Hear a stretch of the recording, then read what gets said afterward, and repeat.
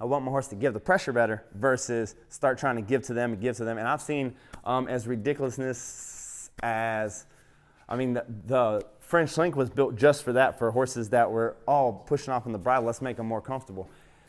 When I find that, I've seen is a foam bit, like a car wash foam, like you would wash a car with, on a strap with 2 rings on the side as a snaffle.